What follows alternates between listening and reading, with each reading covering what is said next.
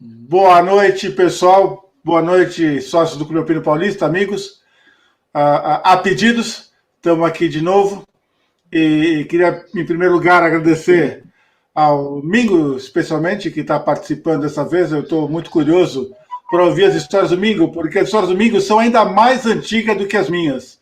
Max e Leonel são contemporâneos, mas o Mingo realmente ele conhece o começo do clube e viveu muito disso. Eu estou realmente muito curioso para ouvir as histórias dele. Obrigado pela presença, Mingo. Max, obrigado por estar aqui de novo. Leonel, Obrigado. obrigado. Vamos ver se você está aqui dessa vez de verdade, né, Leonel? Não só uma imagem eventual. Agora, por favor, Leonel, não mexe no telefone. Não mexe no telefone. Mãos para cima. Isso. O Peter, infelizmente, não vai conseguir participar dessa vez. Ele vai tentar entrar algumas vezes aí pelo chat e tomara que realmente consiga. Vamos lá, Peter, estamos torcendo para que você realmente entra. Muito bem. Agradecer aí a Bivac e a 90 Graus pelo apoio às lives do Clube Alpino Paulista. Eu gostaria de dizer, dar o braço a torcer e parabenizar o Fábio pela iniciativa dele. Quando ele falou disso, eu falei, Max, deixa essa história... Max, Fábio, deixa essa história de lado. A pandemia vai acabar logo, logo e tudo volta ao normal, a gente se reúne. Imagina, não só não nos reunimos, mas como essas lives são muito legais. São muito legais. A gente vê gente, conhece história. Isso me faz até lembrar um pouco quando eu entrei no Clube Alpino Paulista, já começando, em 1978, acho que foi esse o ano. Eu cheguei lá, depois de ter visto uma matéria em dezembro na Quatro Rodas sobre caverna, e quando eu cheguei eu queria fazer espeleologia, ponto. E só que o Peter Slavik, que era o espeleólogo mestre da época, só começava a fazer caverna em junho. E eu, toda quarta-feira, estava no Clube Alpino Paulista querendo fazer caverna, esperando chegar a época. Aí o pessoal ia para o Jaraguá... Você esqueceu de um detalhe. Era o Peter Slavik e o espanhol, o José Luiz. Michel Lebré. Pois é, não, mas quando eu entrei, Picolé. 78, eles já não participavam mais ativos. O único que sobrou, quando eu entrei, ainda era o Peter Slavik. Mas aí foi como eu era imbecil. O pessoal ia para o Jaraguá, ia para Campo Jordão. O Max chegava para mim, Bruno, vamos para o Jaraguá essa semana, você quer ir? Não, eu quero fazer caverna. Chegava o Leonel, Bruno, vamos para não sei aonde, você quer ir? Não, eu quero fazer caverna. E fiquei esperando até junho, indo todas as quartas-feiras. E uma coisa que me manteve no clube é que tinha muita apresentação de viagem, de expedição, não sei o quê, e isso foi me envolvendo. E essas lives trazem um pouco isso, trazem um pouco dessa troca de experiência e de história. E isso é muito legal, isso é muito legal. Muito bem, eu entrei no clube em 78. Mingo, quando você entrou? Eu entrei nos anos 60. O Clube Alpino era na Rua Augusta. Da Rua Augusta ele foi para Visconde de Ouro Preto, lá no Miguelito. Do Miguelito foi para... Pertinho ali da Praça da República. Foi, exatamente, lá na Federação de Caça e Pesca. Federação de Motonáutica. Lá na Marquês de Itu, acho que é 84, o Leonel sabe bem esse número. E dali nós fomos para o Babenberg. Babenberg, no Brooklyn. Quase expulsaram a gente de lá, porque o Leonel falou, os caras estão com medo que a gente assuma o clube deles. Certo, Leonel? Leonel congelou de novo? Tá mudo? Você está congelado. Eu não sei o que está acontecendo, mas para mim está entrando bastante entrecortado aqui. Está difícil de entender as coisas. Ok. Então, Leonel, se você conseguir entender, a gente está te ouvindo. Responde para a gente, quando você entrou no Clube Alpino Paulista, como que você chegou lá? Como você chegou no clube, Mingo? Não entendi. Pode repetir, por favor? Eu fui com o Salve. O Salve eu cheguei em 69 no clube. Eu cheguei em 1969 no clube, que eu ainda estava na Visconde de Ouro Preto. O clube estava lá num sobradinho, que era do lado do clube inglês, que ainda existe lá. E foi quando eu cheguei no Isso. clube. Na fábrica de bolsas do Miguelito. Miguelito. O que é a história da fábrica de bolsas, Mingo? Isso eu nunca ouvi falar. O clube O se reuniu numa Miguelito era fábrica de sócio do bolsas? Clube Alpino. Naquela época, existia o Miguelito, que era um sócio do clube, tinha uma propriedade ali da Vista de Ouro Preto que ele cedeu ao Clube Alpino para fazer as reuniões. Quando eu cheguei, o clube estava nessa casa do Miguelito. Opa, caiu o Leonel. Quem trouxe para você, foi o Salve, é isso, Mingo? Foi o Salve. Era eu, Salve e a Ana, nós íamos tudo junto no clube. O Max era muito novinho, depois de uns 2 anos que ele começou a sair com a gente. Então Max acho que caiu, foi. Max caiu, né? Acho que foi em 62, 63, comecei a frequentar o Clube Alpino, se não me falha a memória. Depois de algum Mingo, tempo é que eu entrei sócio. o que vocês faziam nessa época? O que era a atividade de vocês? Onde vocês iam escalar? O que vocês escalavam? O que tinha para fazer nessa época? Jaraguá. Era o campo escola, o Job dava as aulas pra gente. E tinha se não me engano, o Stegman, o Bimbo também ia no clube. O Bimbo Stegman. Lembro do filho dele? Sim, É. sim. O Bimbo eu lembro de estar no Jaraguá e cruzar com ele. Bimbo. E já existia campo 1, 2, 3 ou vocês que abriram os campos de escola lá no Pico do Jaraguá? Quem abriu os campos acho que foi o Job, Zé Luiz e Vasquez, o Peter, Jair Laguna. Jair Laguna. Tinha a Júlia também que ia. E uma turma boa. O Miguelito casou por correspondência, passou a lua de mel lá no Pico lá no Jaraguá. É sério isso? Sério? Tinha uma coisa. Quem ficou fazendo companhia para ele foi o Zé Luiz. Fala, Leonel. Uma coisa interessante, por exemplo, quando eu fui para o Clube Alpino, eu fui procurar o Clube Alpino. Porque naquela época, 1968, 69, havia um caderno do Estadão chamado Turismo. Suplemento Turismo do Estadão, que toda quinta-feira aparecia uma história nesse caderno Turismo. E, curiosamente, toda quinta-feira aparecia uma história do Clube Alpino. Era um tempo especial. E muito disso era de caverna. A maioria era contando as expedições do Clube Alpino nas cavernas, toda quinta-feira. E eu seguia isso religiosamente. E daí eu acabei procurando, liguei para a Telefônica na época, pedi o telefone do Clube Alpino e me deram um telefone que era o telefone da empresa do Domingos Job, que era o presidente do Clube Alpino. E eu liguei uma noite, do nada, assim, e justamente ele me atendeu. Ele disse, olha, quarta-feira tem uma reunião no Clube Alpino, na Visconde de Ouro Preto e tal, e me deu o endereço e eu fui para lá. Então, o meu ingresso no Clube Alpino se deveu ao Estadão. Que legal. Negócio interessante, porque aquilo era comum toda semana ter um artigo sobre o Clube Alpino no Estadão. Você lembra quem assinava isso, Leonel? Isso era um tal de Facinho, amigo do Job. Não me lembro quem assinava. Eu sei que era feito... Era o Facinho. Tinha umas fotos das cavernas e tal. Era muito interessante. O Leonel caiu a internet dele, daqui a pouco ele volta. Desculpa, Max. O Lebré, o Gui Collet, o Zé Luiz Vasquez e o Peter Slav, que tinha mais um que eu não me lembro. É Sérgio Aldino, Sérgio qualquer coisa assim. O Salve também se lembra bem dele. Tinha um grupo, cara que morava num prédio. Mas o principal dessa época, que depois acabou voltando para a França, era o Michel Lebré. Michel Lebré era talvez o principal elemento do Clube Alpino, com esse grupo que sempre trabalhava junto com ele, com quem a gente trabalhou e até fomos para expedições depois, posteriormente.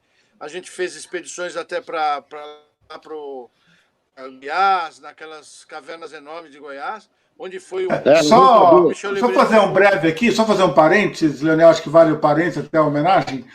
Quem não, acho que pouca gente sabe quem foi Michel Lebré. Michel Lebré, pelo nome já é fácil saber, foi um francês. E o Michel Lebré é quem, de certa forma, trouxe para o Brasil a espeleologia de forma esportiva. Você já até tinha um pouco de espelho em Minas, mas todas ligadas à Federal de lá. Esportivamente, a espeleologia foi trazida pelo Michel Lebré para o clube. Não foi isso, Leonel? Estou errado? Acho que não, né? No Clube Alpino, o Michel Lebré é o grande nome da espeleologia, acho que no Brasil. Michel Lebré, eu particularmente não tive a oportunidade de fazer espeleologia com ele, por uma questão de meses que ele acabou indo embora, mas é uma importância absoluta, porque todo o grupo de espeleologia partiu do Michel Lebré. Michel Lebré era o grande homem da espeleologia, sem nenhuma dúvida. Ele era diretor da Ródia lá em São José dos Campos e vinha todo final de semana para fazer as espeleologias com o pessoal do clube. E ele era, até onde eu sei, uma grande figura. Ele era um incentivador e que fez com que uma parte enorme dos alpinistas do clube participasse da espeleologia. É uma coisa curiosa, porque a minha experiência no Clube Alpino começou pela espeleologia e depois foi para o alpinismo. Não somente eu, como vários outros tiveram esse mesmo caminho. Isso se deve originalmente a ele. Para fazer espeleologia, você tinha que fazer um pouco de alpinismo, então eu comecei a fazer curso de alpinismo para poder fazer espeleologia. E acabei me dedicando até muito mais ao alpinismo. Uma coisa legal para caramba. E para onde vocês foram nas cavernas, Leonel? Que região? Que cavernas? Eu imagino que o Petar não existia, na verdade, na época, né? Não existia. Já começava em Cipicabé. De uma maneira. O Clube Alpino foi quem fez a primeira travessia. A gente tinha as cavernas do Vale do Ribeira como nossa sede. A gente começou a fazer espeleologia lá no Vale do Ribeira e isso foi muito bom, porque acabamos tendo a oportunidade de descobrir um número enorme de cavernas no Vale do Ribeira. Valeu e vale hoje. E, se não me engano, o Clube Alpino foi o primeiro a fazer a travessia da Caverna do Diabo. Com certeza. Inclusive, essa travessia tinha o Meca na expedição. Meca. Eu acho que era Sérgio Aldino, o italiano lá. Sim. Que fazia espeleologia. Era o Meca, esse Sérgio Aldino, tinha da espeleologia dele, o Michel Lebré, que depois trouxe o Gui Collet para o clube também. Faleceu há alguns anos atrás. Quem pode falar bem do Gui é o Leonel, que o Leonel foi muito amigo dele. Leonel? O Gui Collet era um sujeito fantástico. O Gui Collet era um francês, mas baixinho, tinha uma fortinho. simpatia ímpar e um desprendimento. Ele ensinava tudo o que ele sabia sobre espeleologia, não só sobre espeleologia. O Gui Collet tinha umas outras características interessantes. Ele buscava geodos. Então, ele fez na busca desses geodos, ele até me ensinou uma vez, ele usava umas ferramentas, assim, umas hastes de aço inox, pontiagudas, que ele usava, parecia quase um cajado que ele enterrava no chão, e de vez em quando aquele cajado batia numa pedra, e ele acabava determinando o tamanho da pedra, 1 metro mais ou menos. Aí chama radiestesia, isso, né? No chão. Não, ele enfiava, ele enterrava mesmo, assim. Era física a coisa mesmo? Enterrando. Física. Não tinha nada de mágica, não. ele ia enterrando essas varetas no chão, e quando essa vareta batia numa coisa mais dura, ele procurava determinar o tamanho dessa pedra, ou dessa coisa mais dura, e ali escavava e acabava encontrando geodos. Era um sujeito fantástico. Ele fez espeleologia, ele fez essa busca dos geodos, que tão importante, e o mais curioso é que já no fim da vida, uma coisa que ele ficou bastante conhecido até no Brasil, o Max até falar um pouquinho disso, é que ele fazia barcos de madeira em miniatura, em escalas, construindo desde zero. Ele pegava e ia fazendo e esculpindo, e esculpia barcos maravilhosos, reproduções de barcos que haviam existido há 500 anos atrás. Max. Oi, eu tenho um barco do Gui Collet, tá? Depois eu ponho ele pra vocês verem. Finalmente eu consegui entrar pelo celular. Vamos ver como é que vai. Coronel, você não respondeu minha pergunta. Amigo, você fazia caverna também, espelho também naquela época, não? Fui em algumas. Desculpa. Quais eram as cavernas? O que você perguntou? Quais eram as cavernas que vocês abriram, Leonel? Eu não sei se é isso que você perguntou. Quais eram as cavernas que a gente fez lá no Vale do Petar? Isso. As cavernas que a gente fazia eram na região do Petar, que era Monjolinho,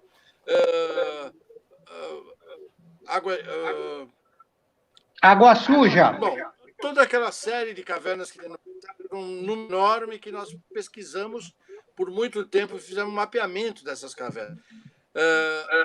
O Clube Alpino fez, por exemplo, uma coisa que pouca gente sabe, o mapeamento da Caverna do Diabo. Então, fez a travessia. Toda a travessia. Aliás, eu tenho uma história da Caverna do Diabo, se vocês quiserem saber. Eu sempre ouvi nos anos de 68, mais ou menos, é quando a Caverna do Diabo foi descoberta a ligação inteira, de ponta a ponta. Muitos anos depois, nós voltamos para a Caverna do Diabo e eu tinha um mapa. O único mapa que existia da Caverna do Diabo era um mapa do Clube Alpino Paulista.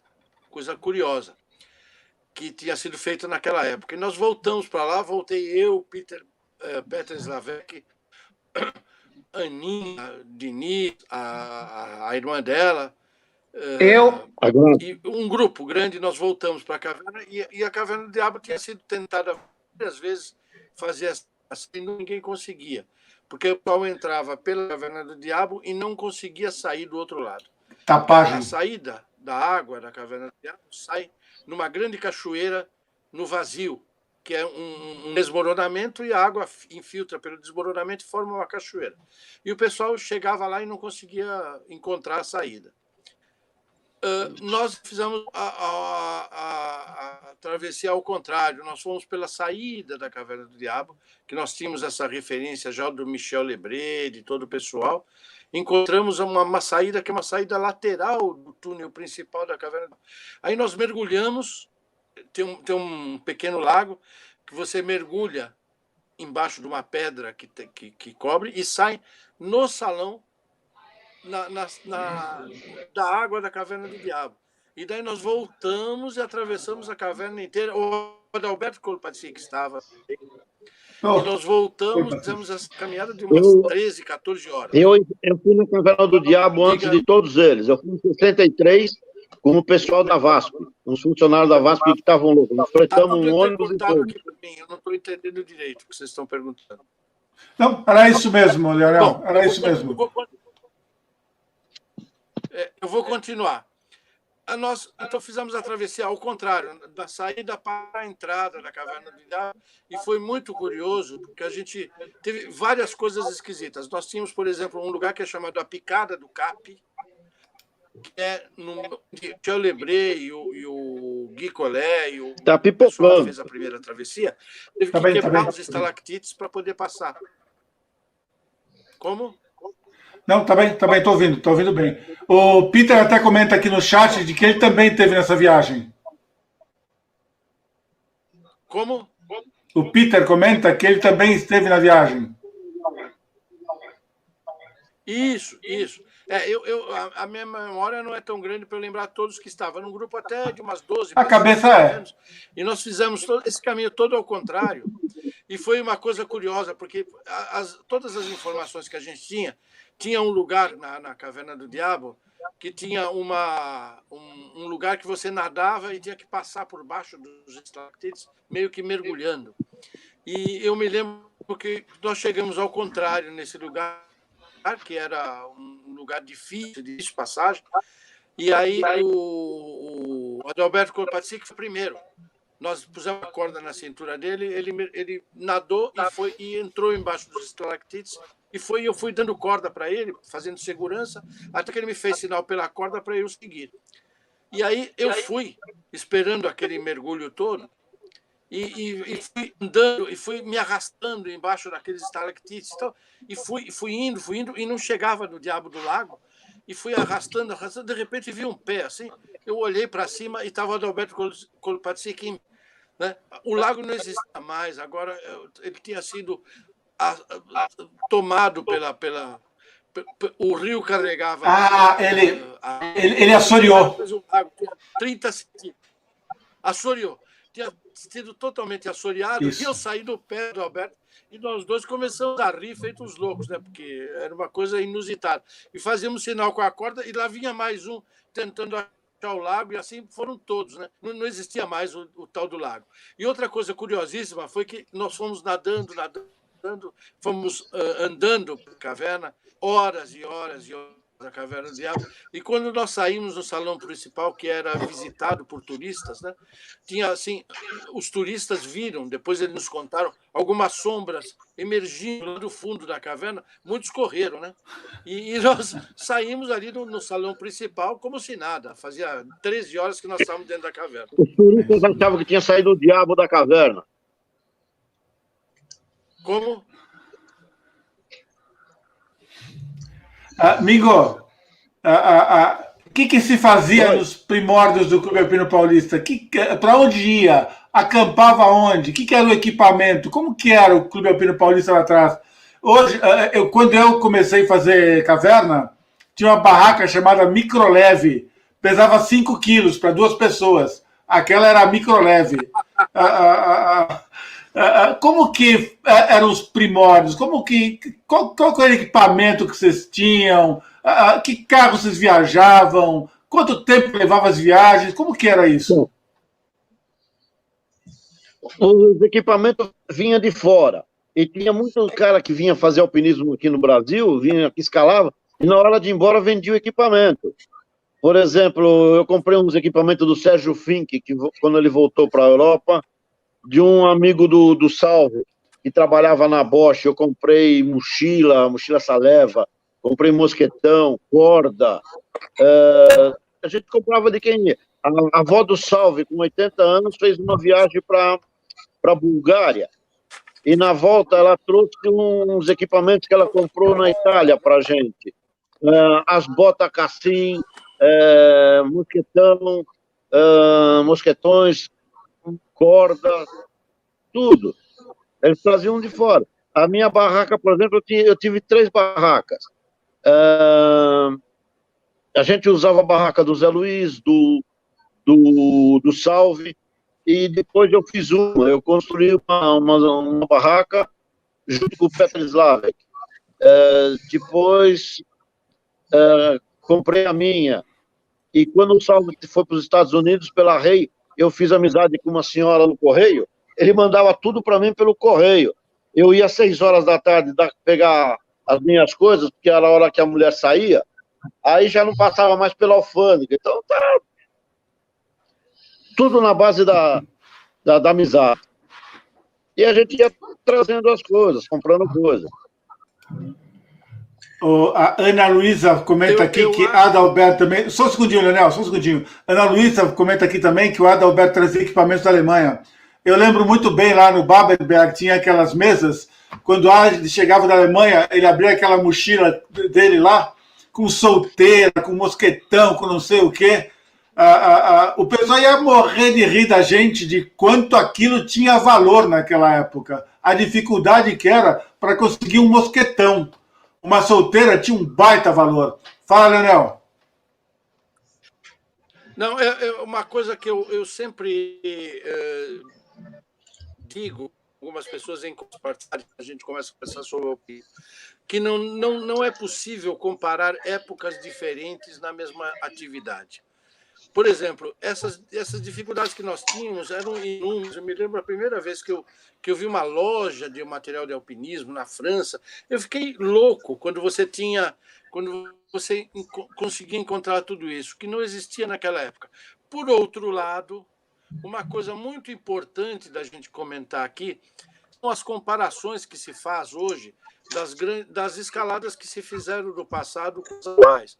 Não há de se comparar isso. Se você imaginar, por exemplo, que a primeira escalada do Aconcagua foi feita pelo Matthias Zurbriggen, se você olhar as fotos em branco e preto daquela época que se tem, e você olhar o material que ele escalou, ele usava roupas feitas de peles de animal, o sapato dele era protegido, ele fazia quase uma polaina também com peles de animais que eles abatiam e faziam. Não se pode comparar com hoje. Se você pensar, não existe pior ou melhor. São épocas diferentes. Se você começar a comparar isso, você vai chegar... Então, eu perguntaria o seguinte, será que um dos alpinistas atuais conseguiria fazer aquela montanha com aqueles equipamentos? Eu duvido. Duvido. Max, você ia falar alguma coisa? Não Só um se segundinho, tem Leonel. como... Eu acho que não é uma questão de comparação, né, Leonel? É simplesmente uma questão de como que era a vida naquela época. Como que era o equipamento naquela época. Então, vai lá, Max. Então era bonito. Só um pouquinho, Leonel. Eu acho que a montanha não permite comparações. Eu entrei lá, no Clube Alpino em 64, levado pelo meu irmão, que tinha acabado de voltar da Inglaterra, e eu tinha 9 anos de idade. Eu tinha 2 protetores no Clube Alpino. Um deles chama Mingo, que está aí do meu lado aqui na frente, e o outro era o Peter Slavek, que sempre foi uma grande figura do Clube Alpino. Dando sequência ao que o Leonel está falando, os tempos mudaram muito. A gente vê isso. Antigamente nós podíamos acampar em qualquer lugar. A gente acampava direto. A gente nunca teve medo naquelas épocas de um assalto ou de alguma coisa do tipo. Hoje isso se tornou impossível. No alpinismo, também houve mudanças tremendas. Hoje nós temos superatletas escalando, fazendo Fitzroy em 24 horas, ou fazendo Cerro Torre em menos de 24 horas, em solitária, sem equipamento. Quer dizer, isso são outros tempos. Nas nossas épocas, quem tinha uma sapatilha de escalada, quando eu trouxe a primeira da Argentina, todo mundo ria de mim. Você vai fazer balé? O pessoal aqui escalava com botas rígidas. Quando os argentinos começaram a trazer equipamentos de fora, quando eu ia para lá, eu trazia esses equipamentos para cá. Eu lembro que eu voltava da Argentina com uma mochila cheia para vender no Clube Alpino. E repassar para o pessoal. Eram mosquetões, eram cordas. O que você o objetivo não era dinheiro, né, Max? O objetivo era simplesmente viabilizar os colegas com equipamento. Não tinha lucro na história. Eu lembro muito de você me encomendar corda, isso, aquilo. Traz para mim um slip, pelo amor de Deus, eu quero um slip quente. O pessoal não tinha isso aqui. Nada existia aqui. Então a gente trazia de fora mesmo, não tinha saída. Agora, a mudança com os tempos também tem muito a ver. Hoje, pouca gente sabe, imagina o que era escalar nos anos 70, 80, 90. Tá? Fazer marchas de aproximação de 600 quilômetros, carregando tudo. Isso não existe mais hoje. O pessoal hoje vai com Sherpa, com cordas fixas quase até o pico. Temos alguns, poucos, que fazem realmente o alpinismo limpo. E esses são impressionantemente ágeis, muito além do que nós fazíamos. Mas a gente tem que lembrar uma coisa: a evolução, como na ciência, no alpinismo também foi muito grande, a qualidade e o peso dos equipamentos. Tem que lembrar que uma garrafa de oxigênio, que era levada para as altas montanhas nos anos 70, 80, pesava 21 quilos e hoje pesa 11. É quase a metade. Só que a capacidade da de 11 hoje é 4 vezes maior do que eram daquela época. Então, as botas de plástico, absolutamente impermeáveis, as roupas de Gore-Tex foi um grande progresso.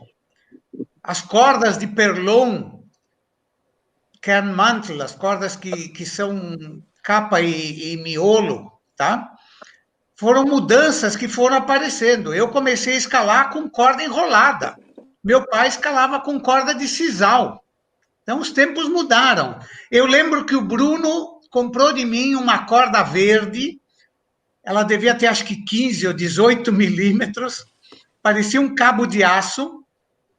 Era um lote do Exército que tinha sido recusado pela cor, não era isso?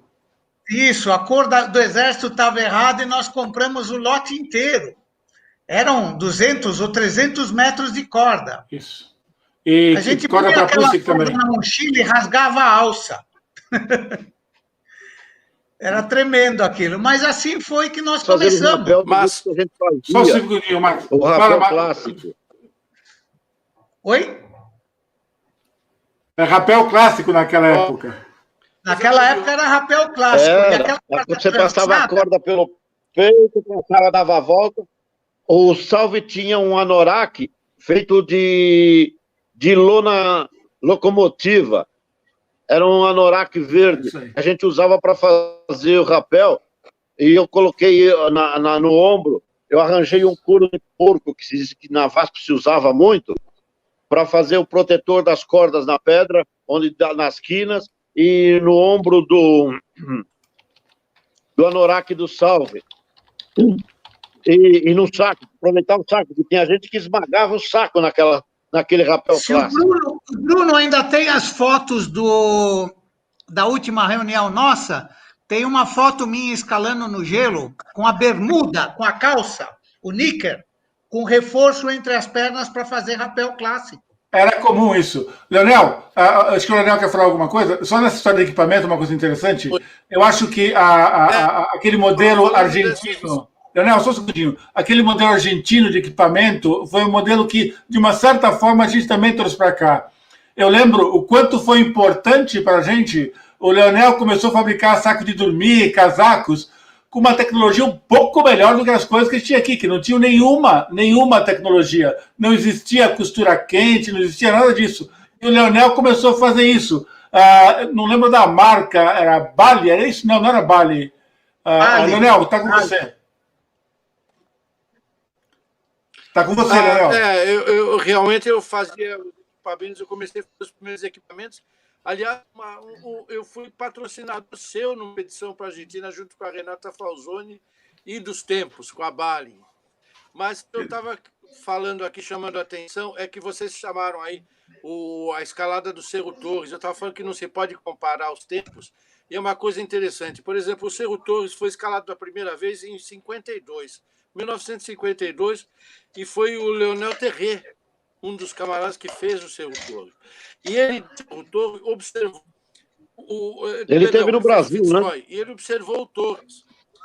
E em 58, 2 expedições, uma francesa e uma italiana, tentaram escalar o Cerro Torre.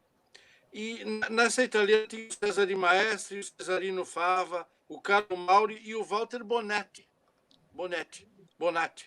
E eles não tiveram sucesso nessa escalada.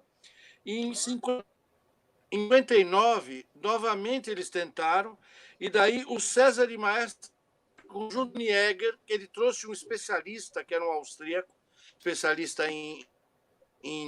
na época que o Maestri não era, e supostamente ele logrou a escalada do Cerro Torre, mas isso foi bastante contestado na época, porque o Tony Egger morreu na descida, numa avalanche, perderam-se os testemunhos dessa escalada, as fotos dessa possível escalada, e na explicação do Maestre não ficou muito claro se ele teria conseguido toda a época. Os alpinistas da época discordavam dessa conquista do Já foi comprovado, Leonel, recentemente foi comprovado que, na verdade, ele chegou até a base do cogumelo de gelo. 1970, eles não fizeram o cogumelo de gelo. Novamente. O Leonel caiu fora, infelizmente. Eles não conseguiram fazer o cogumelo de gelo naquela época, mas eram tempos muito doidos e antigos. Anos depois, teve uma expedição italiana que chama-se a Expedição do Compressor. Foram com motocompressor, colocando pregos de expansão na parede. Vocês imaginam o que é. Agora eu vou dar um detalhe. Há 3 anos atrás, um argentino, 2 irmãos argentinos, Sebastián de la Cruz e Nico de la Cruz, fizeram um filme no Fitzroy e depois no Cerro Torre, onde eles filmaram toda a escalada com uma equipe de italianos. Vocês imaginam como mudaram os tempos?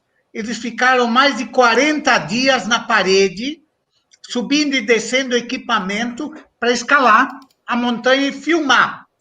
Para filmar como se fosse uma expedição daquela época. Os tempos são outros, as pessoas são outras e os equipamentos ajudam muito. Na Patagônia, a maior diferença em escalar na Patagônia hoje é a previsão do tempo. Eu fui 8 vezes tentar escalar o Fitzroy. Eu só vi a montanha na última vez. Nas outras, eu nem vi a montanha. Eu passava um mês acampado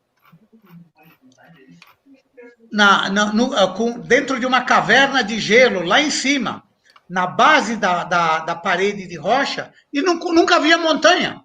Eu consegui ver na última vez que eu fui. Então, os tempos são outros. Oi. Nesse quesito de tecnologia, eu lembro, vamos ver se a gente faz uma apresentação disso. Eu tive com o pessoal lá que chamamos de Patagônia Ocidental, o Fábio Corneto entre eles, o Beto, o Cimalista. E quando a gente foi lá, não existia nem mapa da região. O que existiam eram aqueles croquis de cume e só, mais nada. Hoje, a gente abre a internet... Só um segundo, Leonel. Eu não peguei uma parte da ligação. Vocês estão me ouvindo? Eu caí aqui e não ouvi uma parte. Machucou, não? Oi. Machucou? Põe capacete, Leonel. Porque caiu uma ligação aqui e atrapalhou tudo. Leonel, põe capacete. É o peso da cerveja. Não cair, põe o capacete. Não, eu estava falando o seguinte, em 70 eles tentaram, essa via do compressor gastou 350 pregos de expansão, foi patrocinado pela Atlas Copco, isso foi também muito combatido pelo mundo inteiro, né? O que ele fez. Então, são épocas diferentes e tecnologias diferentes, não há o que fazer. Mas eu acho que aqui a gente não está comparando épocas, né, Leonel, no sentido de era melhor ou pior, eram melhores ou piores. Eu acho que não é essa a questão. Eu acho que a questão que é bacana nessa história é ver como era diferente. Como era diferente. Eu lembro da gente viajando para o Petar, em 5, num Fusquinha, no inverno, morrendo de frio. Naquela época fazia frio ainda, né? Cara, eu não consigo imaginar o pessoal indo de Fusquinha para o Petar. A gente muitas vezes pegava ônibus aqui na rodoviária às 11 horas da manhã e chegava 4 horas da manhã lá no ponto de ônibus, no Marco Zero, chamava, punha a mochila nas costas e descia os 16 quilômetros da estrada e, como diz o Max, acampava lá embaixo 10, 15, 20 dias ficava lá embaixo. Fala, Leonel. Não, Eu tinha um Fusquinha nessa época e eu coloquei um bagageiro em cima para poder levar. A gente ia em 3, 4 pessoas dentro e tinha bagagem aqui em cima do Fusquinha. E era uma coisa engraçada, porque era um bagageiro que eu mandei fazer, que era muito forte. Então, ele era um pouco desengonçado. Então, eu tinha um amigo meu que chamava ele de Hércules Quasímodo, né? Porque ele era desengonçado, mas funcionava bem. Né? Era um Hércules muito forte e Quasímodo, porque todo torto o bagageiro, que a gente punha as mochilas em cima tal, e ia para o petar. E uma coisa gozada, que naquela época começou a história, o pessoal rebaixava os carros para ficar parecendo um carro de corrida tal, e eu fui no meu mecânico de então, o Zezito, e falei para ele, escuta, eu preciso levantar um pouco esse Fusca, dá para você calçar a suspensão? E ele calçou para mim para poder passar naquelas estradinhas com mais facilidade. E ele ria, como bom português, ele falava assim, olha, Lionel, és um cara muito especial. Todos vêm aqui para abaixar e você vem para levantar o carro. Eu quero lembrar o Lionel de uma coisa. Naquelas épocas do Fusca do Lionel, o Lionel sempre foi um pouco comodista e ele não gostava de dormir. E um dia ele decidiu que ele ia fazer uma barraca no teto do carro dele. Você lembra disso, Lionel? Claro. A cena mais gozada que eu vi na vida foi o Lionel tentando entrar no teto do Fusca. Eu não vou esquecer isso jamais. Porque a barraca inteira cabia meio Lionel e um quarto da Vilma. Não cabia mais. Mas Mingo, ele você ia fez falar alguma coisa? O que você ia falar, Mingo? O nome do carro do Lionel era Skylab. Sabia de onde saía, mas não sabia onde ia cair.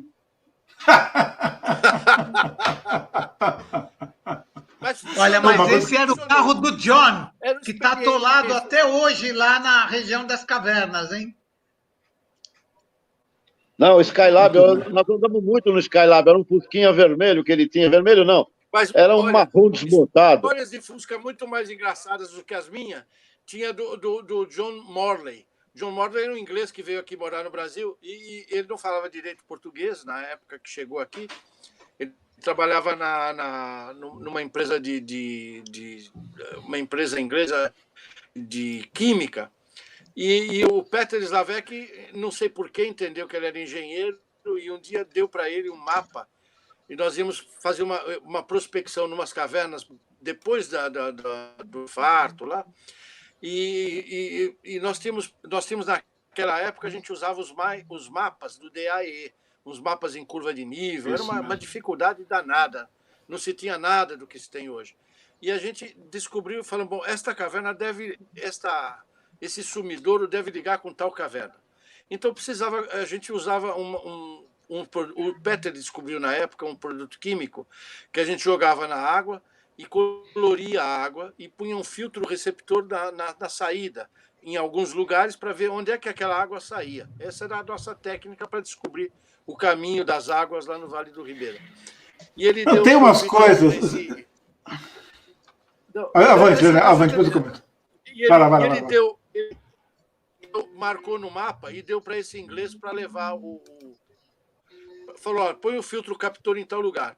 E eles foram, a Vilma, minha mulher na época, foi com ele, o pessoal foi, e a equipe de busca efetiva, mas de ponta, que era eu, o Peter Slavek, o John Thornton, tal, nós fomos para a gruta, encontrar a gruta para jogar esse produto químico. E nós ficamos 2 dias lá no meio do mato, lá no fundo do Vale do Ribeira, para jogar esse produto químico e voltamos para a sede do Petar. Quando chegamos, não tinha ninguém. Não chegaram naquele dia e nem no outro. Né? E nós, ficamos esperando, esperamos mais um dia. No final da segunda-feira, que nós já deveríamos estar em São Paulo, eles voltaram, apareceram.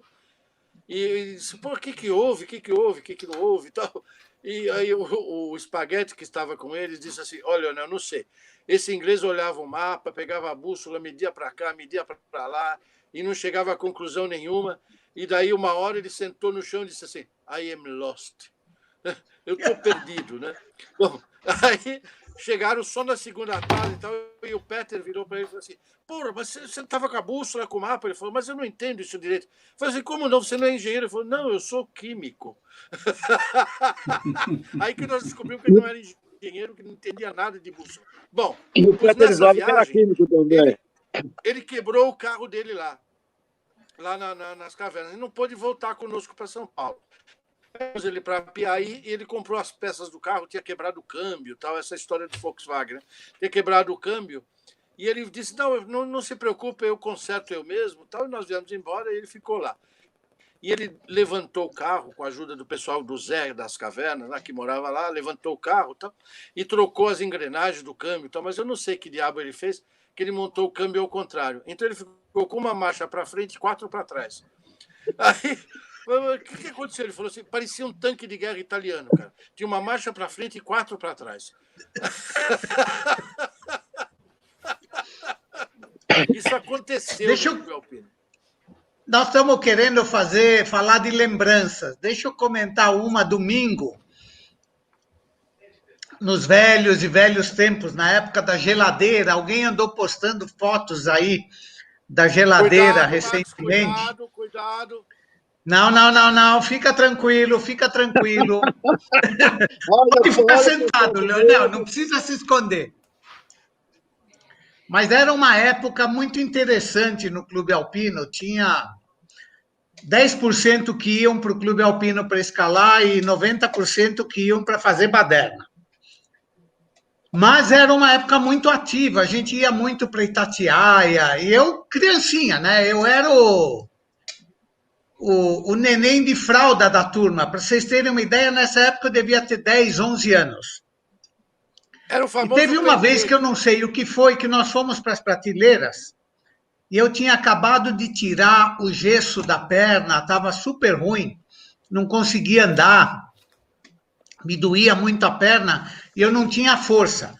E o Mingo decidiu que ia ser meu protetor aquele dia. Então o Mingo vinha me ajudando. Só que nunca vou me esquecer que nós chegamos no Cavalinho. Quem da nossa geração não conheceu o Cavalinho como um ponto típico das prateleiras?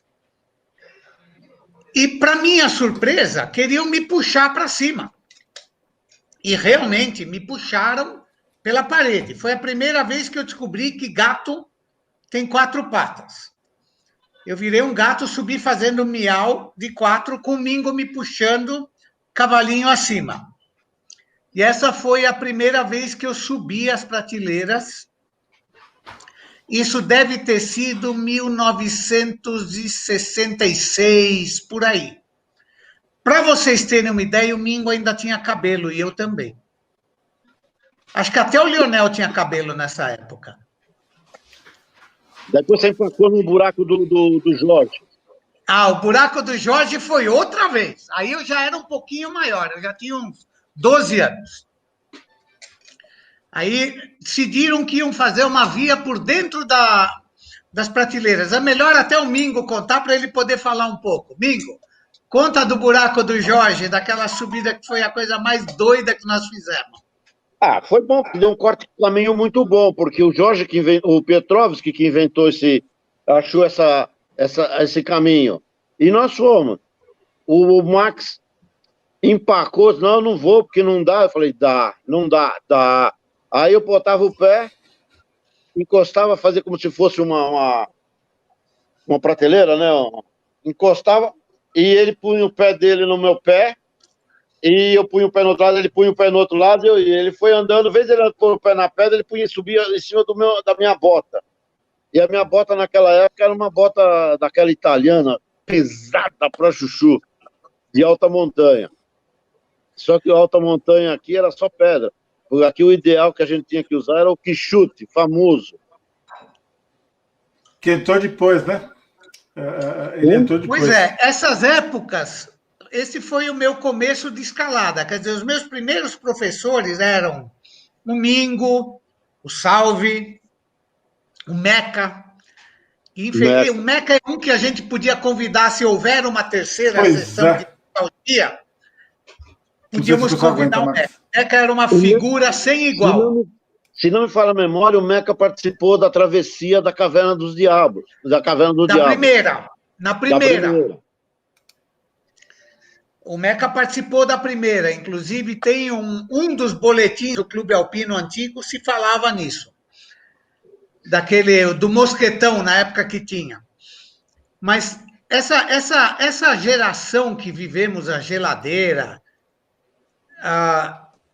isso hoje parece não existir mais. Nós vivemos a mesma coisa na Pedra do Baú. O Bruno deve lembrar. O Corneto não está presente, mas ele começou por ali também. Era mais divertida a noite do que o dia de escalada. O que a gente ria era algo fora do comum. E, interessantemente, naquela época, muito diferente do que está acontecendo hoje nas montanhas, inclusive, principalmente na Argentina e Chile, naquela época não rodava... Oi? Estão a 4 minutos do fechamento, você quiser já meio fechando o teu pensamento, todo mundo fechando o pensamento. Não, naquela época não rodavam drogas, rodava álcool, sim, mas raramente alguém ficava muito bêbado. Eu era criança. Eu lembro tinha algumas figuras que nos faziam rir muito, como o Lionel, o Meca, o Espaguete, nos fazia rir muito na geladeira. Quem mais que visitava Mingo? Quem que ia com a gente naquelas épocas? A Gladys e a Ana, Isaac Schweitzer, Breno, okay. Jair Laguna, Conceição, Zuleika. A Zuleika eu não me lembro dela. Eu me lembro mais da Mariazinha, que a gente morria da risada com ela. A Mariazinha. A Zuleika, você não lembra? Não. A Moniquinha. Para de beber, Max. Eu não. A Moniquinha. Pô, a melhor parte, pô. Saúde. E quem é a Zuleika? Eu não me lembro. Depois eu te conto. Tinha a Moniquinha. A Moniquinha era o xodó de todo mundo. Teve uma vez que nós fomos, não me lembro para onde, a gente passava pela praça para paquerar as meninas. Daí a pouco a gente parava e falava, agora é a vez da Moniquinha. Ela ficava na janelinha, ela ficava paquerando os meninos. Paquerando é um modo de dizer, né? Mas era divertido, porque todo mundo respeitava a menina. E a confiança que os pais dela tinham, que botava ela com a gente para viajar. Se lembra? Pois é, era a mãe da Moniquinha era muito amiga dos meus pais. Até há pouco tempo atrás legal. Eu tinha muito contato.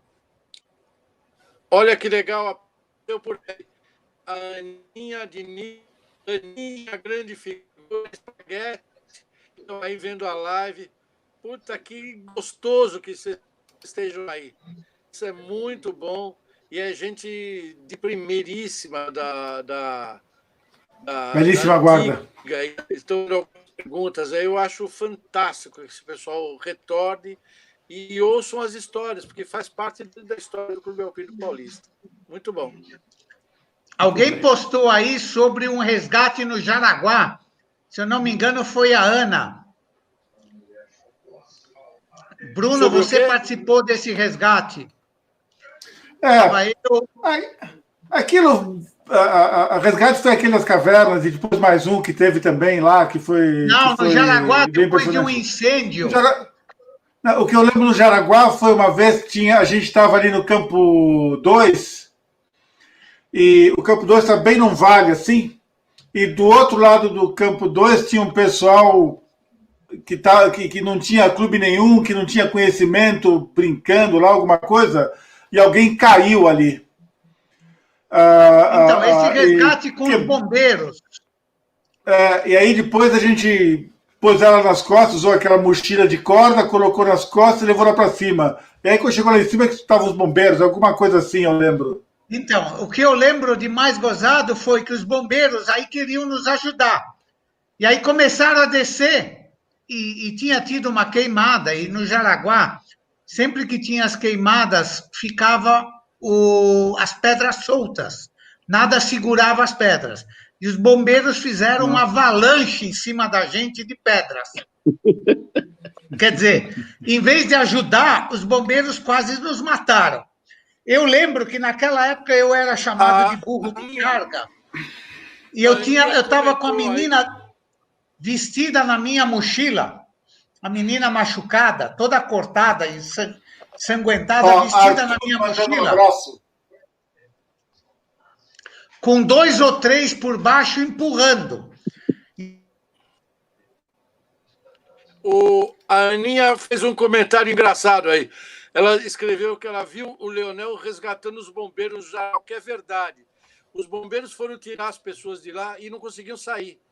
E aí eu desci num rapel e amarrei os bombeiros e consegui tirar os bombeiros que estavam resgatando as pessoas e as pessoas. Foi um negócio muito curioso na época.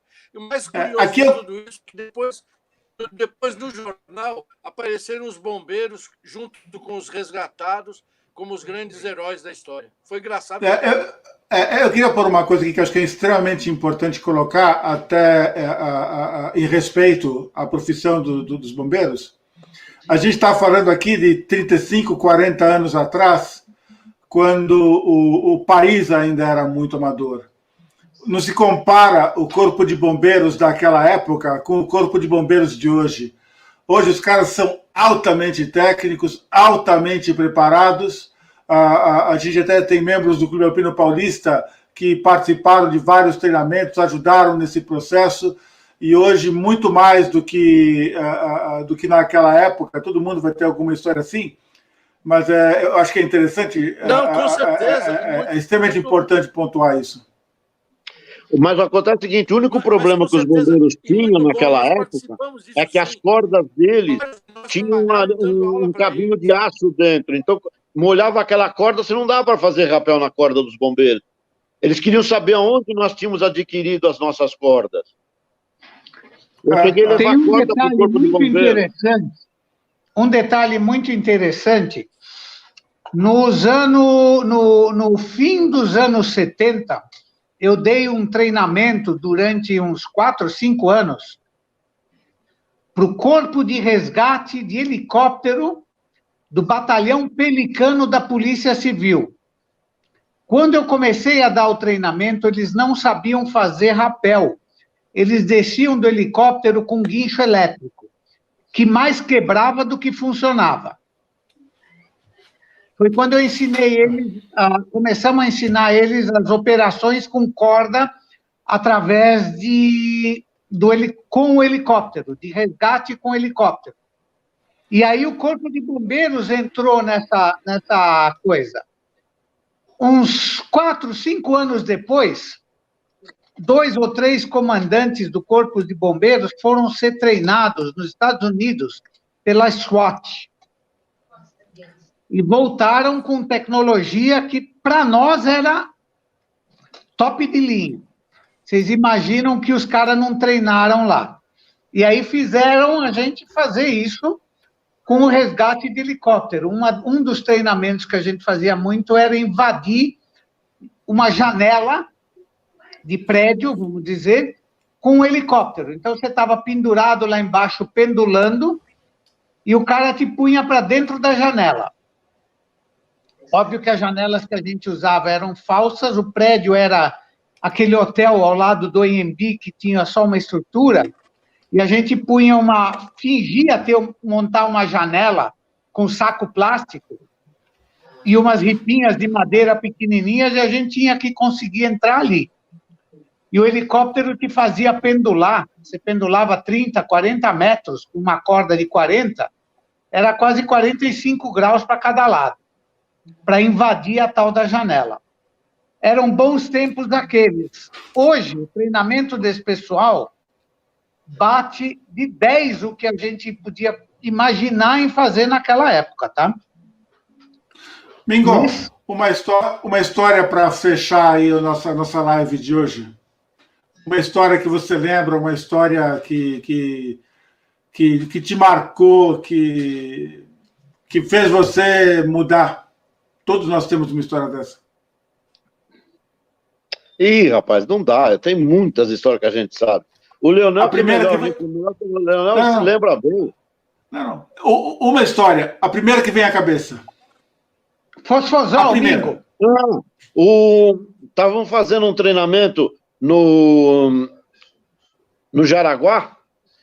Tava o Bimbo e a Márcia, que era a esposa do Aurélio Rota Rossi na época, estava escalando. Aí o que ele me faz? Ele chega e fala assim, tem que botar o pé aqui. Tirou o pé dela da pedra, a mulher despencou, teve que ir lá pro Hospital Anchieta para engessar a perna da menina. Porque ele falou, você tem que botar o pé aqui. Mas às vezes ele falar, mostrar, não. Ele tirou o pé da menina da pedra e colocou no outro lugar. Pô, ela despencou, né? Ô, Mingo, você desenterrou 2. Aurélio Rota Rossi e a Márcia, hein? Esses fazem anos, hein? Nunca mais ouvi falar deles. Há muito tempo. Ele foi enterrado agora, uns 6 meses atrás. Quem, o Aurélio? É. Não sabia. Max, uma história... essa foi boa. Max, uma história que foi marcante para você e que, de alguma forma, fez o Max que é hoje. Eu vou falar de uma história rapidinho, né? Tem que ser rápido. Sim. Estávamos num grupo no Refúgio Frei, na Argentina, no Cerro Catedral, e tínhamos tomado uma semana com 2 ou 3 argentinos, o Christian Stegmann e eu aqui do CAP,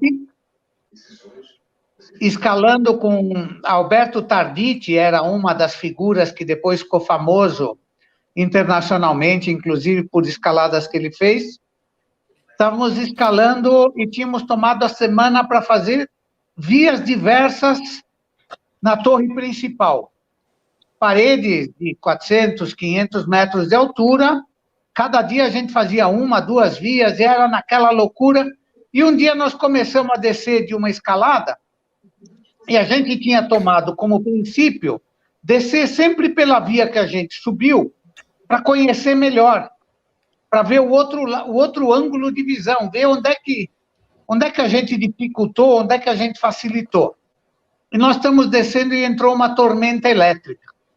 Isso acontece muito na região sul, na Patagônia e mesmo em Bariloche, de entrarem em 10 minutos, o tempo virar e você ter temporais com trovões e raios violentos. E começaram a dar raios na parede e as fagulhas desciam pela parede. Nós ficamos apavorados, pegamos todo o equipamento, nós tínhamos 2 cordas. Éramos 2 cordadas de 2. Tínhamos 2 cordas, pegamos uma corda, amarramos tudo que tinha. Alguns tiraram as botas. Eu já estava de sapatilha, que não tinha metal. Eu só estava preocupado com o zíper da minha calça, que era de ferro. Imagina se um raio pega ali. Mas se o raio pega ali, vai ser o menor problema. Sim, o mundo está dando risada, né? Aquele dia eu suei seco. Os raios desciam e passavam do nosso lado. Era uma coisa impressionante. Os pregos derretiam. E nós pegamos todo o equipamento e mandamos para baixo com uma corda e ficamos com a outra para descer. Só que o prego que a gente... No platô que a gente estava, tinha um prego para fazer rapel. Só que esse prego derreteu e soltou. E todo o nosso equipamento estava lá embaixo. Então, um tinha que descer de rapel, e o mais leve era o Christian, que a gente chamava de colito de ouro, porque ele usava uma calça que tinha a bunda laranja. E então, o que a gente fez? O Alberto Tarditi e eu nos travamos lá, seguramos a ponta da corda e o Christian desceu de rapel no corpo, porque mosquetão, 8, tudo tinha descido, tudo que era metálico. Ele desceu de rapel amarrado na gente, super devagarzinho, para poder subir depois uma mochila com umas nuts, para a gente fazer o rapel depois. E foi assim, foi uma lembrança de um episódio que eu não vou esquecer jamais. Nós conseguimos chegar de volta no refúgio, eram mais de meia-noite, absolutamente exaustos e com frio, e a comunicação que a gente tinha com o refúgio era código Morse com isqueiro, BIC. A faísca é visível a mais de 5 quilômetros de distância. A luz de uma faísca de um isqueiro BIC. Então, a gente comunicava com o campamento, com o refúgio, com um isqueiro BIC. Vocês terem uma ideia, até hoje eu uso o código Morse e sei ele de cor, tá? Muito pouca gente conhece isso. Essa é a minha história. Legal. Leonel, uma história tua. Uma história que te marcou, uma história que, de alguma forma, moldou o Leonel de hoje. São muitas as histórias que eu tenho no Clube Alpino. A primeira que vem à cabeça. Eu acho que muito mais do que contar. A primeira que vem à cabeça. São várias. Não, por exemplo, tem uma história engraçadíssima de alguém que está vendo essa live, por exemplo. Uma época no Clube Alpino, a gente fazia as escaladas no Jaraguá, eu me lembro perfeitamente que Olha, não, só uma coisa, só fazer uma correção aqui, só fazer uma correção. Você não precisa pôr o sufixo foi engraçado, porque tudo que foi vem de você, foi engraçado. Então é redundante, é só contar a história que a gente vai rir, não tem problema. Não, mas tem uma história ótima. O Bimbo trouxe dos Estados Unidos um livro de alpinismo, na época, que falava sobre as novas técnicas de segurança. Eu nunca mais vou esquecer daquilo. Antigamente, nós usávamos a segurança, você passava a corda no ombro, aqui a corda pelo corpo, usando o ombro para fazer segurança. E os americanos inventaram segurança que você fazia pela cintura. Você não usava o ombro, você usava a corda, você passava ela pela cintura somente e fazia segurança. E ele quis testar aquilo. E nós fomos para o Jaraguá, o Job, o Bimbo, o Spaghetti, o Milton Turco, o Jean Gaban, que era meu primo, o Wilson Galhardo. Eu também estava lá. E nós fomos lá para o Jaraguá para testar essa história domingo, do Bimbo. E lá foi dada para mim a missão de fazer a segurança. Legal, Bingo. Fui para uma pedra lá no Jaraguá e me coloquei na posição de segurança. E embaixo estava o Jean Gaban e o Milton Turco, que saltavam da pedra para eu segurá-los ali.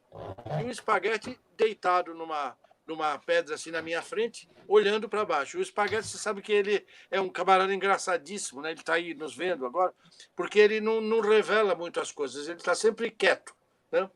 E ele ficava ali olhando e, de repente, dava aquele tranco danado que eles tinham pulado da pedra. E aquele tranco eu segurava, que era para testar realmente o equipamento. A primeira, segunda, terceira vez, de repente eu estou ali esperando e eu sempre ficava de olho no Spaghetti para ver se ele manifestava alguma primeiro alguma coisa. Que tinha que aumentar o laço. Fala aí, eu não dá certo. A gente não aumentar escuta. O laço. Foi aumentando. Cada um pulava com uma medida aí, do laço. Calma. Aí o Bimbo então começou a dar mais corda para eles pularem, para ver se eu aguentava, e cada vez o tranco vinha maior. O tranco vinha maior e eu ficava de olho no Spaghetti para ver se ele fazia algum movimento que me revelasse a hora que eles tinham pulado. Aí o Spaghetti ficou assim, parado, assim na pedra, assim, de repente eu percebi que o Spaghetti se levantou um pouquinho, olhou. Eu falei, o que será que aconteceu? Alguma coisa diferente? Ele olhou de novo, ele olhou para assim, chegaram.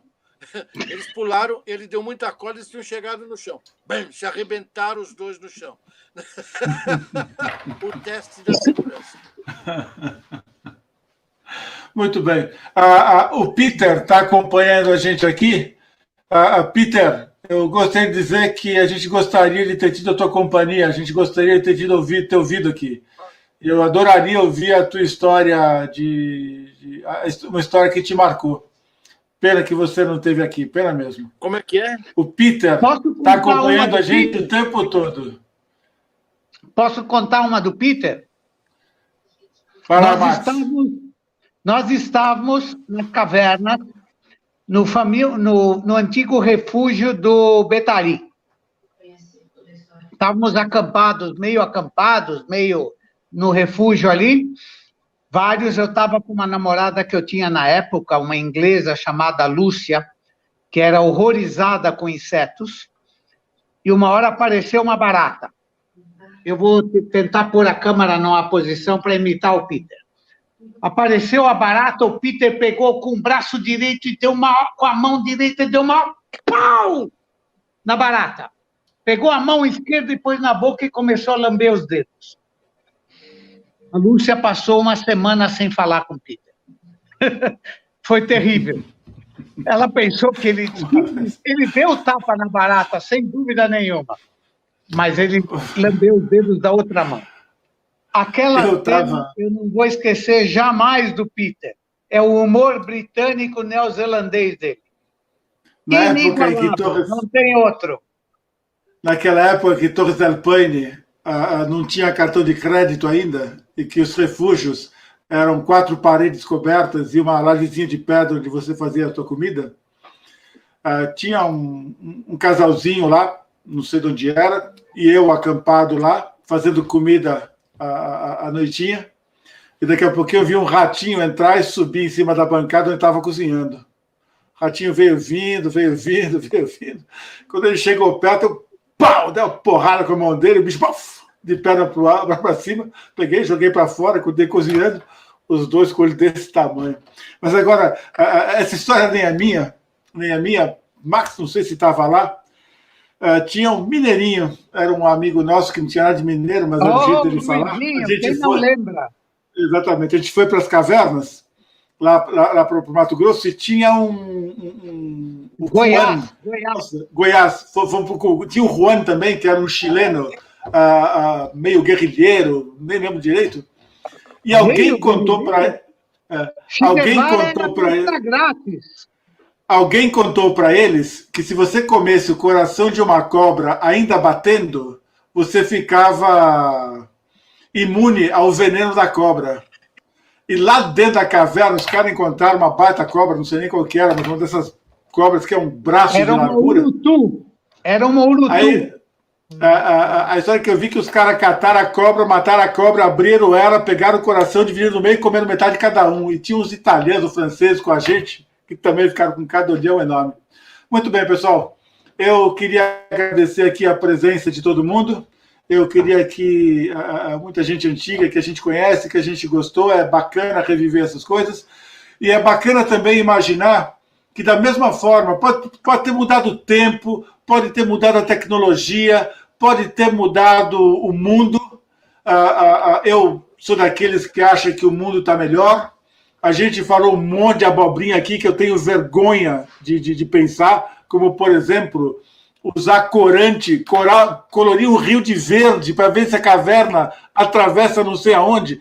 Imagina que a gente ia fazer isso nos dias de hoje. De jeito nenhum, de jeito nenhum. Então, a gente fazia coisas que hoje em dia são reprováveis. Nem passa pela cabeça dessa juventude, graças a Deus, fazer as coisas que a gente faz. E mesmo com o nível de risco. O Max comentou aqui, amarrou uma corda, mergulhou lá no sifão e foi. Pelo amor de Deus, hoje em dia um negócio desse, o cara está crucificado. Ainda bem, a gente tem uma tecnologia, a gente tem um conhecimento hoje que é fantástico para isso. O mundo mudou, as montanhas mudaram, a juventude mudou. E é muito bacana imaginar que essas histórias que a gente está ouvindo hoje, de 40, 50 anos atrás, estão sendo construídas todos os dias. Porque existe uma coisa que não mudou. Existe uma coisa que é igual em todos os tempos. Desde o cara que primeiro resolveu escalar uma montanha lá atrás porque queria saber o que estava lá em cima, pela gente e pelo pessoal de hoje, que é o espírito de montanha, que é aquela coisa de você já ser a montanha. Isso não mudou. Também não mudou uma coisa que, às vezes, as pessoas falam sobre a questão da competição. O campeão, ele compete só contra ele mesmo. Ele quer ser melhor que ele amanhã do que ele era ontem. E na montanha acontece a mesma coisa.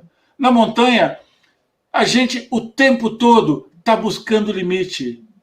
E com esse limite, a gente está buscando autoconhecimento. E a gente e é extremamente... E a gente aprende na montanha, inclusive, a aceitar que às vezes a gente não consegue. E quando a gente consegue aceitar que a gente não consegue, a gente tem segurança, a gente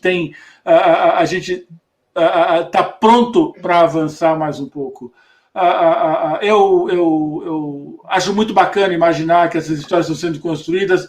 Eu estou muito feliz de estar de volta ao Clube Alpino Paulista. Com certeza já não tenho mais a forma que eu tinha no passado, de fazer as cavernas que eu tinha. Eu já não tenho mais a endurance que eu tinha no passado. Mas é muito bacana saber que, de alguma forma, com essas histórias que a gente conta, a gente está estimulando e incentivando que outras pessoas, que outras gerações possam ter experiências que a gente teve e que possam ter um engrandecimento de caráter, eu falo caráter mesmo, que é aquilo que a montanha traz. Pessoal, amigos, pessoal do Clube Alpino Paulista, muito obrigado. Mingo, obrigado pela tua presença. Convivemos pouco na montanha, na verdade quase nada, algumas vezes no clube. Adorei ouvir as tuas histórias, praticamente foi a primeira vez que eu ouvi você com algumas das tuas histórias. Foi muito importante para mim, inclusive. Leonel, conhecemos faz tempo, você sempre faz a gente rir, como eu te falei. Engraçado, você nem precisa pôr, porque sempre é. Max foi meu grande mestre no começo da minha carreira de montanhista.